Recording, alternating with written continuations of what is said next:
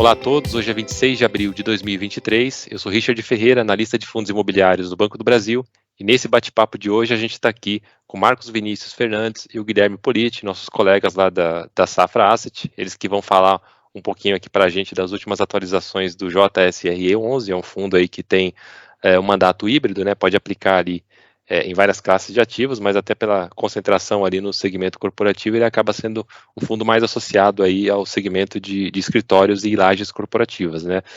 Marcos, Vinícius, Guilherme, Pietro também, sejam bem-vindos aí, eu agradeço pela disponibilidade de vocês. Legal, obrigado. A gente vai entrar no detalhamento do fundo aí mais para frente. Eu queria, antes de mais nada, aí rapidamente ouvir a visão de vocês em relação ao cenário para fundos de escritório, né? Nesses últimos anos aí a gente vinha saindo ali de uma recessão e logo depois já emendamos aí uma pandemia, e essa classe de fundos ela acabou sendo aí uma das mais prejudicadas aí, e não é à toa que hoje é um dos segmentos mais descontados aí, ou talvez até o mais descontado dentre aqueles ali que integram o IFIX, né? Então, se vocês puderem passar um pouco para a gente desse histórico aí também, como é que está o mercado hoje, né? Seria legal, antes da gente iniciar com o fundo.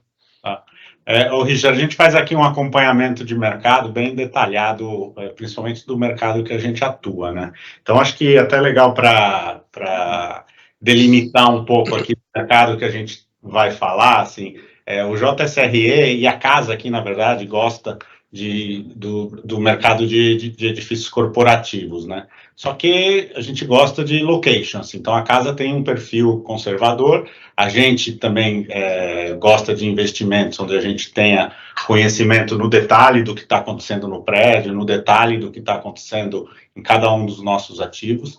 Então a gente concentra os investimentos no mercado de São Paulo, que é o maior mercado de prédios corporativos aí do Brasil, disparado, né?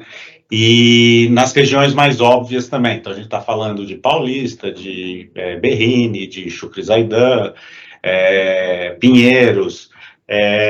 Então, o Guilherme aqui vai entrar em mais detalhes de vacância, de como tem sido a dinâmica historicamente desses mercados, mas acho que é importante ficar claro que a gente vai focar nesse mercado que a gente atua, que é um mercado mais resiliente, onde tem mais demanda de inquilinos, onde quando o inquilino sai, você consegue repor com maior facilidade, que na verdade é onde a gente entende que hoje estão as melhores oportunidades aí para o investidor, tá? Então, Gui, se puder começar aí, a gente vai trocando figurinha. Legal. Acho que aqui o que a gente olha muito para trás, né, Richard, para entender o que a gente pode projetar aqui para frente. Quando a gente olha o mercado de escritório aqui em São Paulo, especificamente nessa região que a gente atua, falando de Paulista até a Chucrizaidan, a gente lá em 2012 tinha algo como 2 milhões de metros quadrados de escritório. Hoje a gente está em quase 4 milhões de metros quadrados. O que a gente observa lá em 2012? A gente tinha um mercado com vacância na casa dos 7%, o aluguel médio de locação pedido do que tinha disponível era em torno de R$ 165 por metro quadrado. Só para nível de comparação, hoje o aluguel médio nessa mesma região está em torno de 110.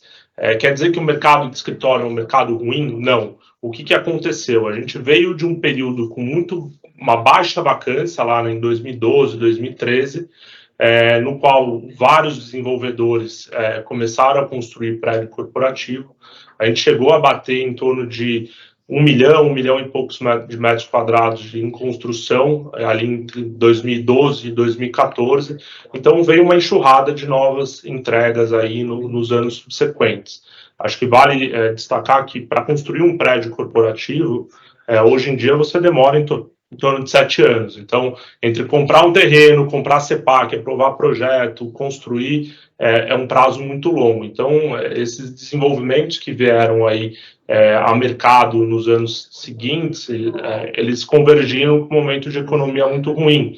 Então, só para lembrar, ali em 2015, 2016, a gente estava com uma economia PIB negativo, impeachment de presidente, então a gente estava num cenário econômico muito ruim. Essa vacância que bateu ali 7% ali em 2012, ela foi para 21%, 22% nesses anos subsequentes. Foi quando a gente viu que o mercado de escritório sofreu muito. O valor médio de locação caiu, o preço pedido, E aí a gente veio, depois desses anos ali muito ruins para a indústria de fundo imobiliário de laje corporativa, acho que dá para fazer até um paralelo com esse momento que a gente viveu aí nos últimos anos, né? Foi uma excelente janela de oportunidade para investidor comprar fundo de laje corporativa com bastante desconto. E aí a gente pega uma sequência de anos ali entre 2017 até 2019, de novo numa vertente de bastante aquecimento para essa indústria. Então a absorção líquida ela foi muito forte, a vacância que estava lá em 21%, ela caiu, ela chegou ali em 2019 para 2020 aos 7% que a gente tinha lá em 2012, e o valor de locação estava subindo, a gente já tinha revisionais, inclusive aqui no nosso fundo, várias conversas com inquilinos para a gente colocar um patamar de aluguel bem acima da inflação do período. Então, o que a gente observava ali em 2019 era um crescimento da indústria, o aluguel recuperando todo esse período difícil que foi entre 2014 e 2016. Fato que depois, quando a gente já teve ali a vacância batendo aí um patamar muito favorável a nós proprietários, a gente teve aí um cenário de Covid que voltou aí a mesma situação que a gente observou lá nesses anos de 2015 e 2016. Então a vacância subiu, a gente tinha bastante entrega ainda para vir, um volume bem menor do que esses anos lá atrás, mas ainda bem consistente. E aí a gente chegou num patamar aí em 2022, 2021 de 22% de vacância. No ano passado a gente já viu que foi um ano bem melhor para a indústria, então a absorção líquida ela voltou a ser positiva, né? Então ali 2020, 2021 a gente teve um somatório de muita entrega e uma absorção líquida negativa. Aí em 2022 a gente já teve um pouco redução no volume de entrega em relação a 2021 e já teve também uma absorção líquida positiva, fez com que a vacância caísse desses 22% para baixo de 20%. O que a gente pode olhar para frente, que eu acho que é o principal aqui, é um cenário também bastante otimista, porque a gente, só lembrando, lá em 2013, 2014, 2015, tinha 1 milhão de metros quadrados em construção, hoje a gente não tem 200 mil metros nessa região que a gente atua. Então, daqui para até 2025, a gente deve ter um volume de entrega na casa dos 80, 70 mil metros quadrados. Isso vai por ano, né? Então, é um volume bem abaixo do que a gente observou aí nos últimos 10 anos. Isso, naturalmente, vai fazer com que a vacância que está nesses 19 e poucos por cento, ela caia de forma bem consistente aí ao longo dos próximos trimestres, semestres e anos, e voltar àquele cenário que a gente tinha de vacância abaixo dos 10%. A gente já observa essas vacâncias abaixo de 10% em algumas regiões em São Paulo, como por exemplo da Faria Lima. Isso faz que quando a gente está num cenário de vacância abaixo de 10%, o aluguel sobe muito rápido. A gente observa a Faria Lima, por exemplo, lá em 2020, o aluguel médio estava na casa lá dos R$130 por metro quadrado, de 140, hoje os aluguéis da Faria Lima estão na casa dos R$250 por metro quadrado. Então, acho que a tendência aqui para o nosso fundo, a gente está em regiões nobres da cidade de São Paulo, é que essa vacância reduza e o aluguel recupere parte expressiva dessa vacância, dessa inflação que ficou para trás.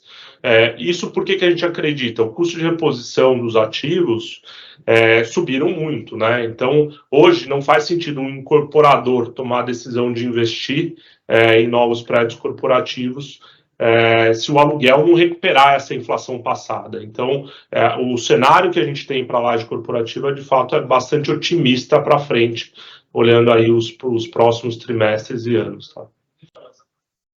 Certo. E agora falando um pouco mais do JSR11, né? Se vocês puderem, em primeiro lugar, passar para a gente um pouco aí do histórico da gestora e também do fundo, né? Que é um fundo que já está há algum tempo aí no mercado, né? Já passou por outros ciclos e segue aí resiliente, né?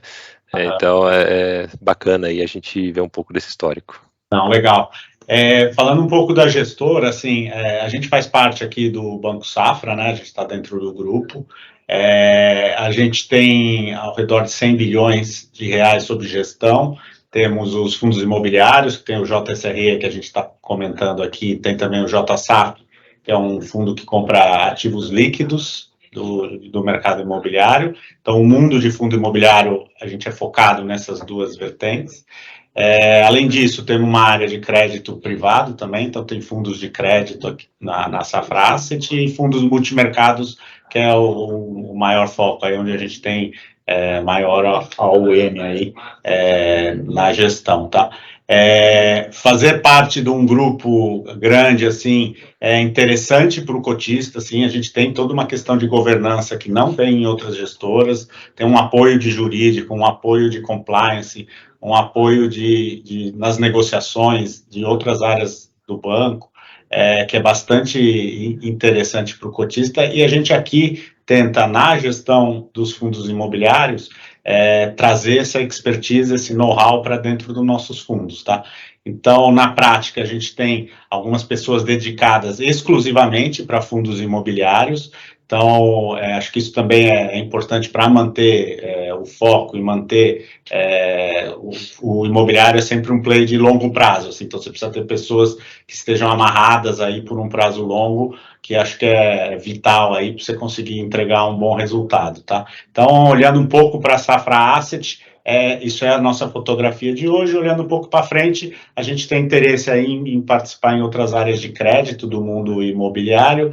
A gente não gosta dos fundos high yield, assim, esses fundos muito apimentados aí do ponto de vista de crédito. A gente sempre teve reticência, assim, aquilo que a gente não entende no detalhe e não consegue enxergar no detalhe da onde vem o pagamento e por que está vindo e tal, a gente prefere não participar, mas a gente gosta desse mundo de crédito aí, que acho que é uma área aí que a gente planeja num futuro próximo aí ter outros produtos, tá? Falando um pouquinho do JSRE, um pouco do histórico do fundo, ele é um fundo bem antigo, assim, é um fundo que tem mais de 11 anos de vida, tem um patrimônio bem grande, tem 2,5 bilhões de patrimônio, alguma coisa como 83 mil cotistas, assim, ele então, dos fundos de laje, com certeza está entre os maiores do mercado, tem uma boa liquidez no mercado secundário, que também é bem importante para o cliente ver, a gente roda aí entre 2,5 milhões e 3 milhões de reais por dia de liquidez, que para os fundos de laje é bastante dinheiro, bastante liquidez por dia. Também estamos nos top 3 aí desses fundos. No passado, ele já foi um fundo de CRI que fazia tinha outros ativos dentro, então tinha um outro tipo de mandato. A partir de 2017, o grupo tomou a decisão de investir em edifícios comerciais AAA em São Paulo. Então, a partir dali, a gente passou a comprar edifícios AAA em São Paulo.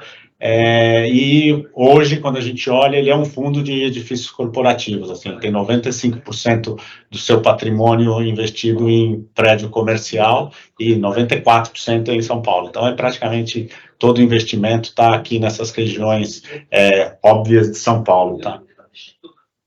Legal, então, se vocês puderem detalhar também um pouquinho aí desses ativos, desses empreendimentos que vocês têm no portfólio, né? Como que está a situação atual deles, é possível? Claro. Quando a gente começou a montar essa carteira de prédio, como o Marcos falou ali no final de 17, início de 18, a gente começou com a aquisição do NU, que é um prédio ali na Marginal Pinheiros, que tem um grande inquilino, que é a Allianz. Depois a gente veio subsequentemente fazendo novas aquisições, né? Então a gente comprou o Edifício Paulista aqui do lado do Safra, um investimento importante também, é um prédio de 26 mil metros quadrados. Em 2020 a gente finalizou um processo que foi um bid a mercado lá em final de 2019, que foi de um fundo imobiliário, que era o TB Office, né? A gente comprou 100% da torre, o Tower Bridge, isso foi concretizado, essa aquisição no início de 2020, e nessa aquisição de 2020 a gente fez uma oferta e ficou um recurso em caixa, que a gente finalizou a alocação com a aquisição de 40% de 2 torres do Rocha Verá, que a gente fez em parceria com outras 2 gestoras. Basicamente, o fundo Ele, em termos de inquilinos, de nível de crédito, ele é muito bom, só tem empresa de primeira linha, diversificado.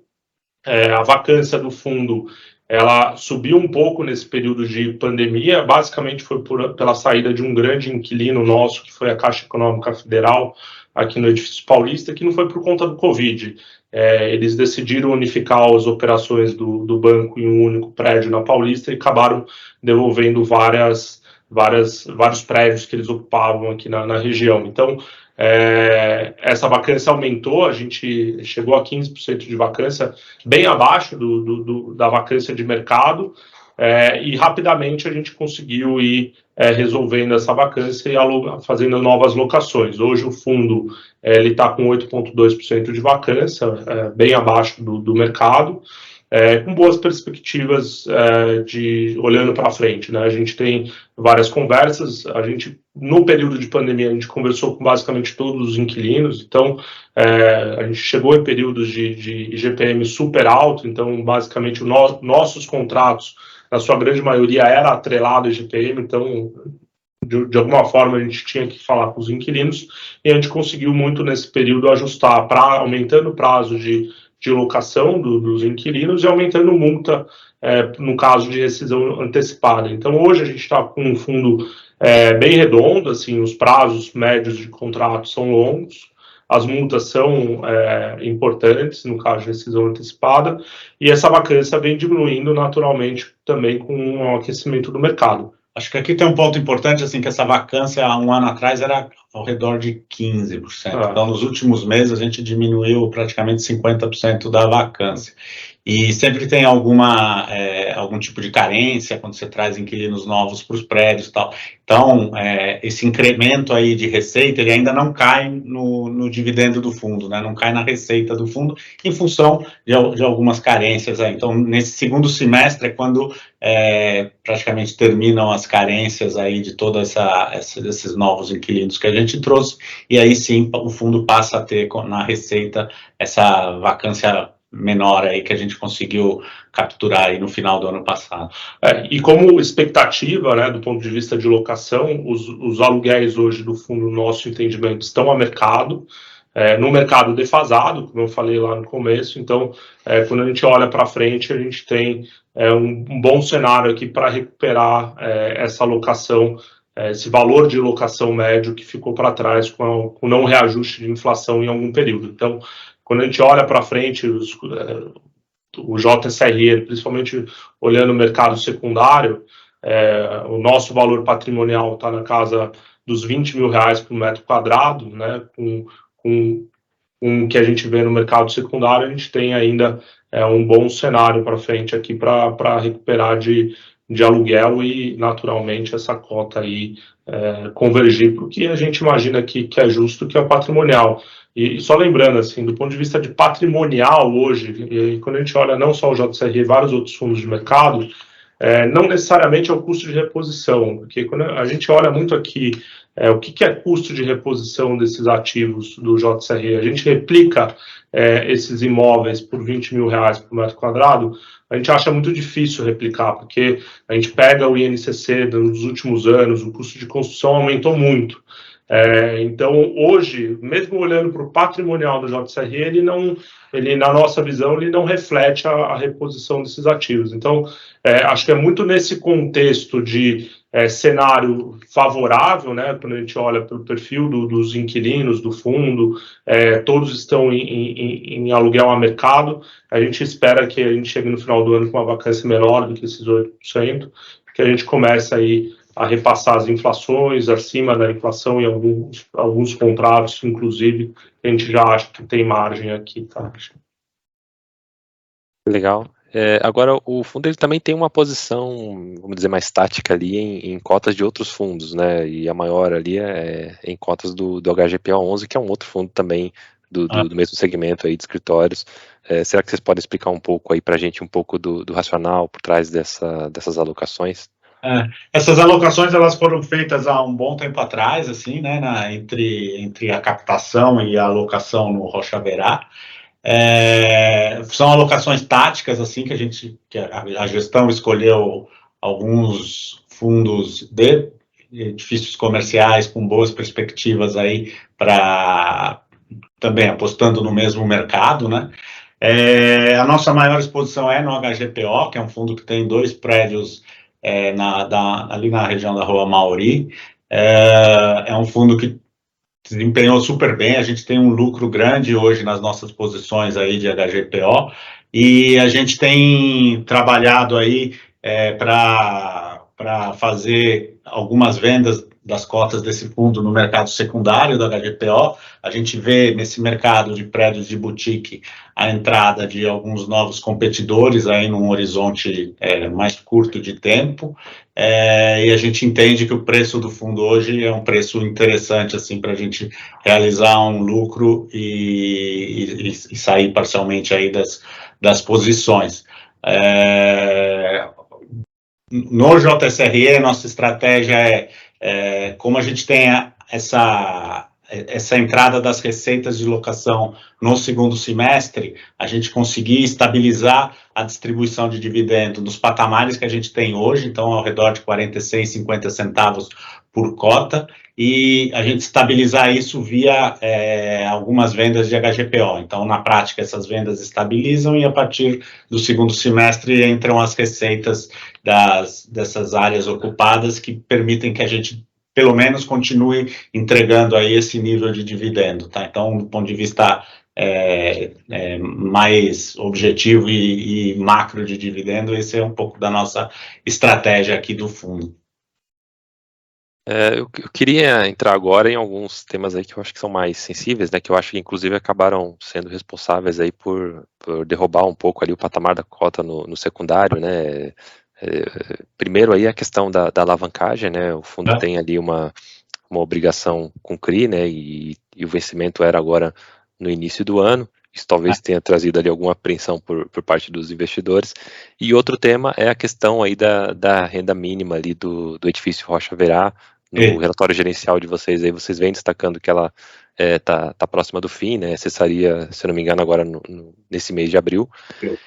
E aí eu acho que o investidor pode ter precificado aí que haveria uma queda nos dividendos, isso acabou influenciando na cota. Então, se vocês puderem falar um pouquinho para a gente desses temas aí. Até para evitar isso, a gente soltou um guidance aí, então na prática é o que eu respondi na anterior, assim, mesmo o fim da renda mínima garantida, que termina agora em abril, não deve ter novas variações de dividendo em função muito de venda de HGPO e ganhos de aluguel da nossa carteira, né, repasse das inflações, algumas revisionais desse ano, e a entrada dessas novas locações aí que a gente fez principalmente no final do ano passado, e que as carências acabam também no segundo semestre. Então, a renda mínima garantida não deve ter impacto de dividendo. A nossa alavancagem, assim, ela é uma alavancagem relativamente pequena, é 6% do patrimônio. É uma alavancagem que em CDI, né? Então, o CDI aí a 13,75 é uma alavancagem que a gente julga cara, né? Então, o que a gente é uma alavancagem, só para as pessoas entenderem, assim, ela não tem alienação fiduciária do imóvel em garantia, então só tem a cessão dos aluguéis. Então, não é que você tem uma faca no pescoço em todo fevereiro, porque na prática você tem os aluguéis já cedidos, então esses aluguéis continuam pagando o serviço da dívida, então não existe uma garantia mais imobiliária envolvida, o que nos ajuda, a gente consegue rolar essa dívida, mas por outro lado nos incomoda pagar uma dívida tão cara assim. Então o que a gente está buscando é essas vendas de HGPO e algumas outras iniciativas aqui, gerar caixa de vendas de outros fundos imobiliários e até eventualmente algum participação em algum imóvel para fazer uma diminuição do volume dessa alavancagem aí para destravar valor aí para os cotistas. Mas, de novo, assim, isso aí está num upside do nosso guidance de dividendos, né? Então, esse é um pouco do cenário, tanto de alavancagem quanto de RMG. Certo. Bacana. O fundo, o JSRE está na nossa recomendação da carteira sugerida, né? A gente entende aí que é um fundo que um fundo com as características do JSRE não deveria estar sendo negociado aí com um desconto tão expressivo, né, em relação ao valor patrimonial, e até por isso a gente conta aí que haja um ajuste no preço ao longo dos próximos meses. Inclusive a cota do fundo está acumulando aí, pelo menos visão de agora, acumulando uma alta de 12% só esse mês, né, está entre as maiores altas aí do IFIX.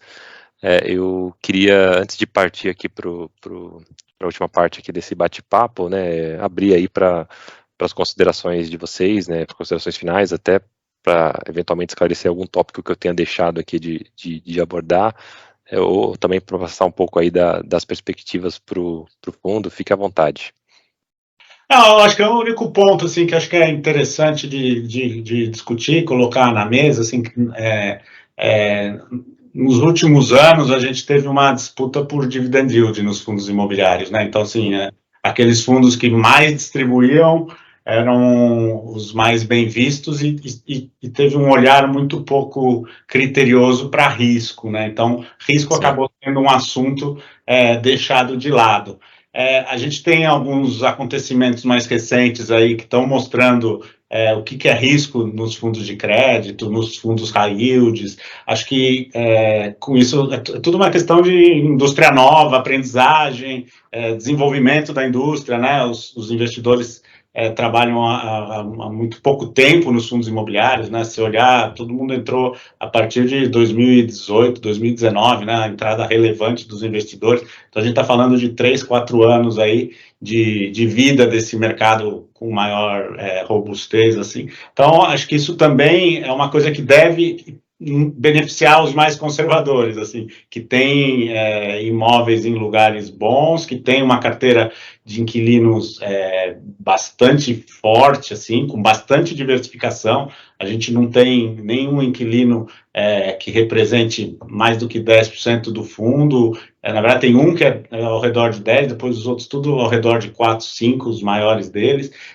Então, acho que o cotista hoje tem uma condição de avaliar risco muito melhor do que tinha há 6 meses atrás. Assim. Então, a gente acha que também essa aqui deve ser uma vertente que pode ajudar uma recuperação de cota aí do JSRE no curto, médio prazo, além da queda de juros, que aí é meio chovendo molhado, assim, que a gente não precisa nem abordar, porque aí ajuda todos os fundos imobiliários. Né? Acho que só um adendo aqui, Richard, se a gente pensar aqui para o JSRE, acho que a gente tem 2 grandes upsides do ponto de vista operacional, né? Quando a gente resolver a alavancagem do fundo e quando a gente diminuir ainda mais a vacância do fundo. O fundo com próximo a 0 de vacância e sem alavancagem, no momento que a gente quitar essa alavancagem, a gente estaria distribuindo pelo menos algo como 20% a mais do que a gente vem distribuindo hoje por mês. Então, tem um upside importante aqui nesses 2 movimentos. Óbvio que não é algo de curto prazo. Isso sem considerar nenhum ganho do valor de locação, né? Isso sem considerar a inflação, o ganho de locação. Se a gente tivesse a vacância zerada hoje, nos patamares de locação de hoje, e não tivesse a dívida, a gente estaria rodando com pelo menos 20% a mais da distribuição que a gente vem tendo hoje. Então, é um upside importante, olhando o fundo distribuindo 9% de yield, um volume alto, né? A gente vem distribuindo aqui esses 9%, né, nessa cota do mercado secundário, então tem aqui um upside importante aí para o investidor. Excelente, Guilherme. Obrigado também, Marcos Vinícius. Aí eu queria agradecer aí mais uma vez a disponibilidade e por vocês estarem aqui prestando esses esclarecimentos aí para a gente. Obrigado aí mesmo pela disponibilidade de vocês, tá? Imagina, obrigado a você aí. Quando precisar, estamos aqui à disposição. Legal. E com isso a gente vai encerrar aqui o nosso bate-papo, né? Para quem acompanhou aí o vídeo até o final, eu reforço o convite aí para acessar os nossos conteúdos, né? O conteúdo aqui do nosso time de pesquisa. O conteúdo está disponível ali na página bb.com.br/análises. Ali a gente, inclusive, disponibiliza o nosso relatório mensal de carteiras sugeridas, né? Onde a gente traz um panorama ali do mercado de fundos imobiliários e também dos fundos que estão ali sobre a nossa recomendação. Vocês vão encontrar lá também ali uma página para o JSRE11 com a nossa visão e a nossa recomendação do fundo, tá? Bom, por hoje é isso, pessoal. Um abraço a todos aí e até a próxima. Obrigado. Obrigado, um abraço.